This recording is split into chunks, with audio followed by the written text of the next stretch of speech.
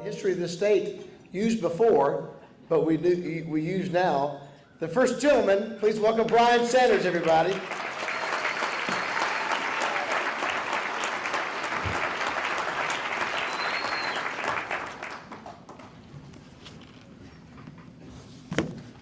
Good evening. Thank you to Easterseals, such an amazing organization that helps so many kids across our state and across our country, and what a beautiful evening. So thank you so much for everything you're doing. It's truly an honor to be here. This probably won't come as a surprise to you, but being the first gentleman of Arkansas was not part of my life plan.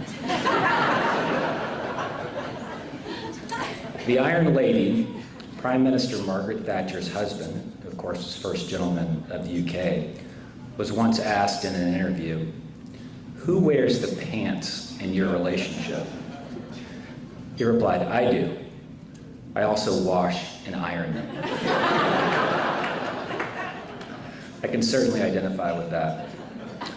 I'll admit this role has taught me a thing or two about humility. The opposite of humility, of course, is pride. C.S. Lewis describes pride as the great sin, the complete anti-God state of mind. In Mere Christianity, C.S. Lewis writes, "As long as you are proud, you cannot know God. A proud man is always looking down on things and people. And of course, as long as you're looking down, you cannot see something that is above you." If I've learned anything these last few years, it's that humility is one of the most important qualities to have in life and leadership. And it's her humility, inspired by her faith, that I admire most about Sarah and what makes her a good leader. Sarah and I first met on her dad's campaign for president back in 2008. And one night, I'm not sure if my kids have heard this story before, so forgive me. One night I had the audacity to say to her, "This is going to happen, but you'll need to break up with your boyfriend first."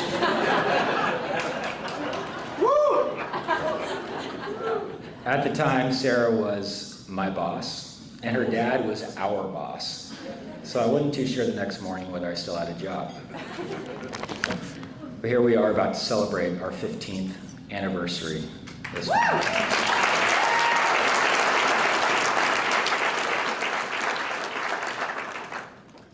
From early in our relationship, I witnessed the humility, kindness, and love that Sarah demonstrates to those around her. When she was campaign manager for John Bozeman during his first Senate race in 2010, the year that we got married, I noticed Sarah taking out the trash. And I asked her why she didn't just ask one of the young men on her staff to do it.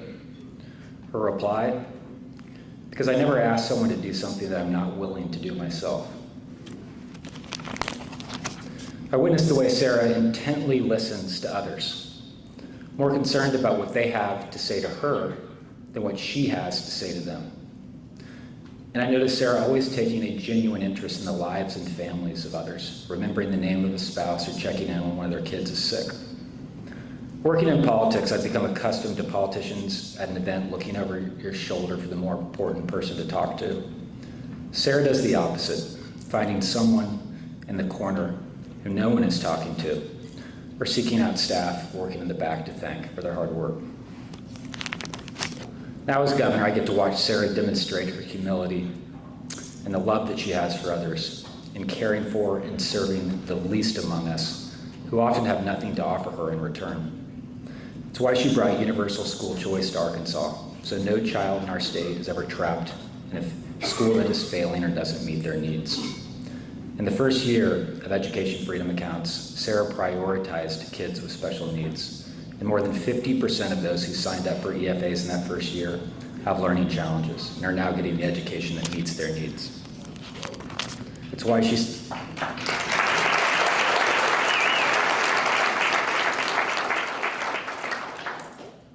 Sarah set aside funding and is building a new school for the deaf and blind. It's why she implemented free school breakfast for every student in our state and free summer meals for kids in need.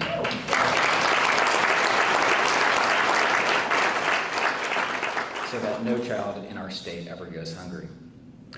It's why she's holding big tech and social media companies accountable for the harm they're doing to kids. And it's why she's tackling our state's child literacy crisis, hiring and deploying 120 full-time literacy coaches into schools all across our state.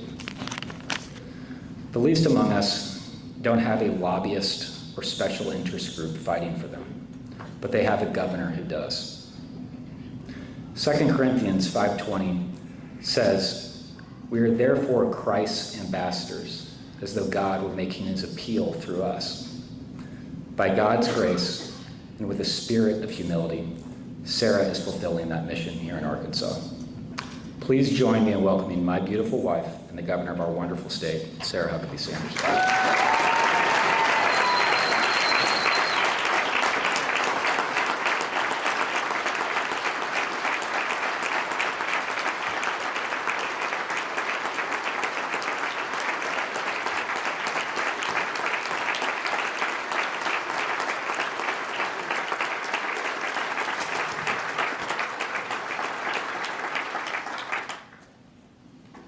Pretty tough act to follow.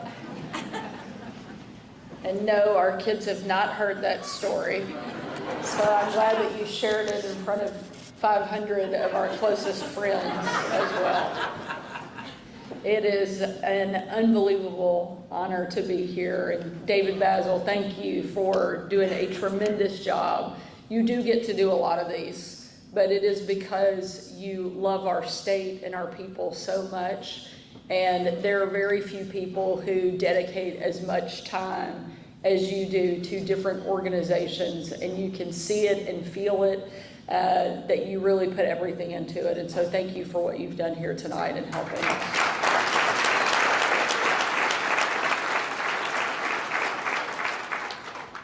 It's, as I said, an honor to be here and a very special privilege to be named the Easterseals Arkansan of the Year. And more than anything, to stand with the families all around our city and our state that benefit from this amazing school. Ron, thank you for your work in building up Easterseals and serving this community. And Allie Barker, thank you for organizing tonight's event. You are such an incredible mom, advocate for our state's most vulnerable kids, and somehow you manage your husband Jamie, 4 kids, take care of our entire staff, and you always do it with a smile on your face. Allie, please stand up because you have helped make this entire night happen.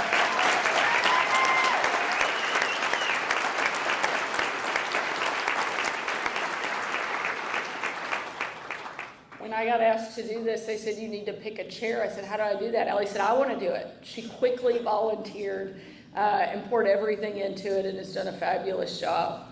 For those of you who don't know, Allie's husband, Jamie, is my Deputy Chief of Staff. And I hope you're writing this down and recording it because I give him a really hard time in our office, but he does a really amazing job, and I'm thankful to have you on my team.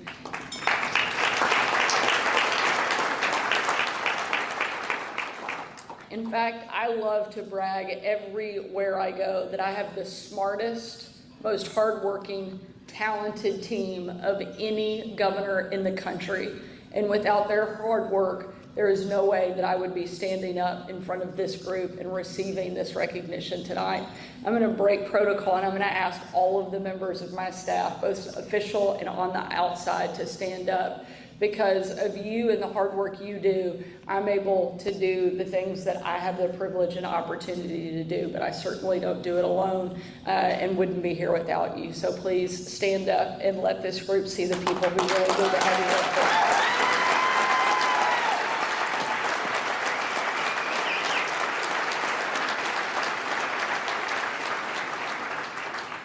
The only group who has done more to help me get to this moment than my staff is my incredible family. And I'm proud that I get to share this night with them.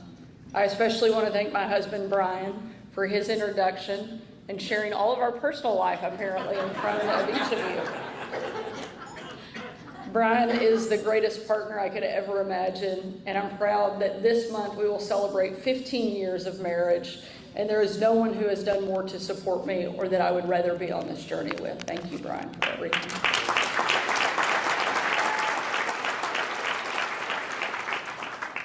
Looking out at this crowd, it's pretty amazing to see so many people that have supported me and our family and are part of our story. Many of you are leaders in government and business. Many are parents and grandparents. And I know that all of you are drawing on your various experiences to power your generosity here tonight. As I've said, I'm honored to be Easterseals Arkansan of the Year. And I absolutely love and am privileged to serve as Arkansas's 47th governor. But the best job, the best title that I have is mom. So thank you, Scarlett, Huck, and George, for being here tonight, for powering through the entire dinner, mostly without incident, although I'm not sure how many things we purchased with our paddle. All for a good cause, though. But thank you for being here tonight, for all the joy, the laughter, maybe a few tears that you bring to each and every single day. I love you, and I'm so proud of all of you.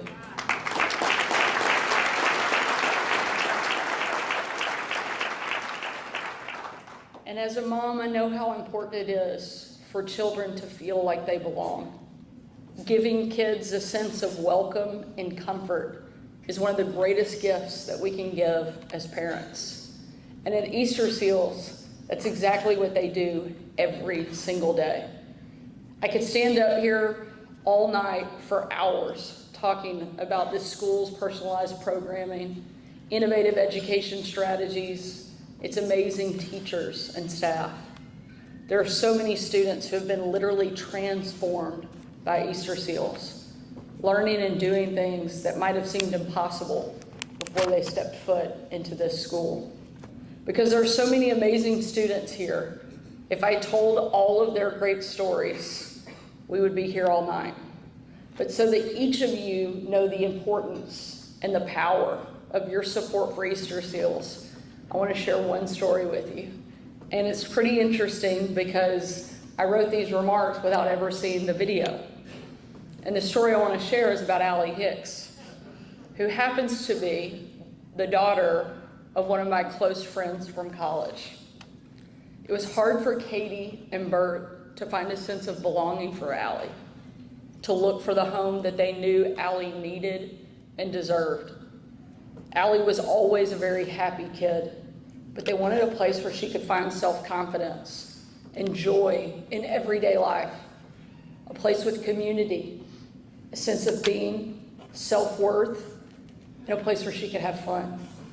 A place where Allie is truly seen and known. And that's exactly what they found at Easterseals. This spring, Allie got to participate in the Easterseals fashion show, as we all saw. Now, most kids might be pretty nervous about something like that, but Allie wasn't. She talked about it for days and days. And the night that she finally got to put on her pink jumpsuit, she couldn't take enough pictures or practice enough runs on the runway. And when Allie finally took the stage for the event itself, she truly walked the runway without a single care in the world.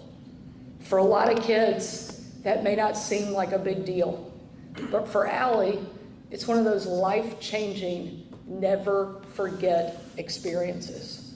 You see, when Allie was born, her parents were told that she may never walk or talk. It may have taken her a little longer to take her first step or speak her first word.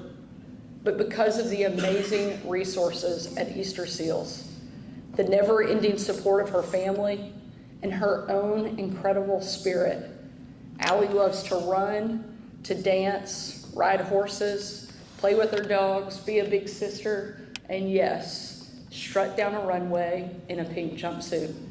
That's how Easterseals can change a child's life and inspire an entire community.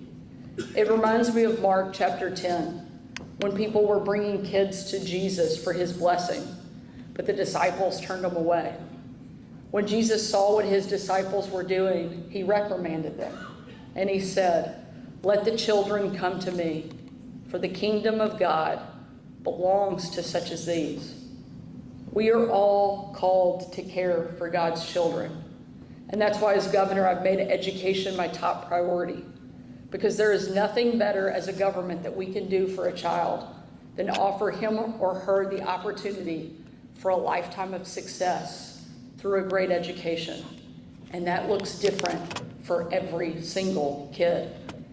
That's why one of my first priorities as governor was to sign Arkansas Learns and create education freedom accounts to give every kid, no matter their parents' income, no matter their ability, no matter the challenges they face, access to the education that best fits their needs. I'm proud that Easterseals was one of the first and biggest recipients of EFA accounts anywhere in the state.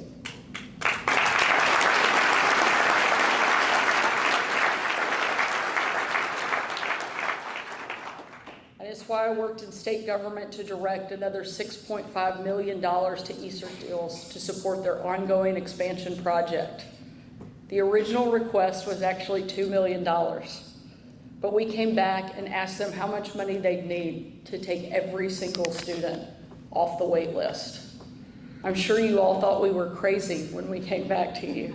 And I know all of my staff did and was very surprised because it's pretty rare that I ever add to any ask. I'm usually trying to cut everyone's budget. But you said that you could handle the expansion because you knew the impact that it would have on each of those families. And when those new facilities open their doors, Easterseals will be able to welcome and serve more students than ever before. Even though I'm honored to serve the Easterseals community and be named as the Arkansan of the Year, tonight is not about me. It's about the generous donors, the amazing faculty and staff, the dedicated parents, and more than anything, the smart, driven, funny, unique, and incredible kids who get to call Easterseals home. Thank you for helping us give kids like Allie a place and a moment to shine. Frankly, the light that she brings inspires us all. Thank you so much for this honor, and thank you for letting me play a small part in helping more kids find their light. Thank you again, and God bless you.